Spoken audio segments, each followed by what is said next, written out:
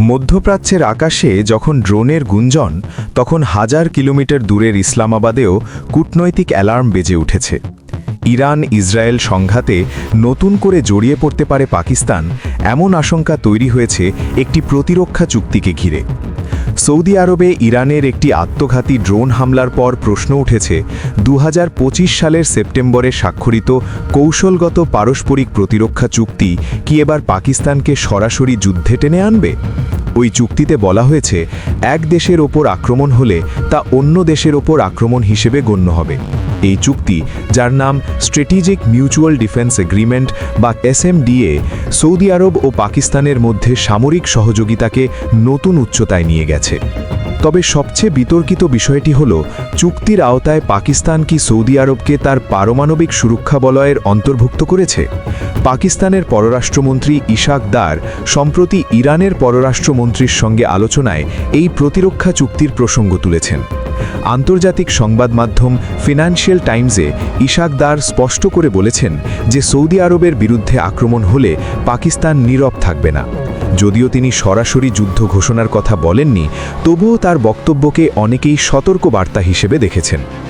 বিশ্লেষকদের মতে, ইসলামাবাদ এখন কূটনৈতিক ভারসাম্য রক্ষার কঠিন পরীক্ষায়। একদিকে সৌদি আরবের সঙ্গে দীর্ঘদিনের সামরিক ও অর্থনৈতিক সম্পর্ক, অন্যদিকে প্রতিবেশী ইরানের সঙ্গে সীমান্ত ও আঞ্চলিক স্থিতিশীলতার প্রশ্ন।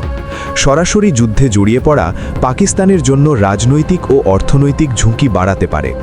চুক্তির আরেকটি গুরুত্বপূর্ণ দিক হল এর পারমাণবিক ইঙ্গিত।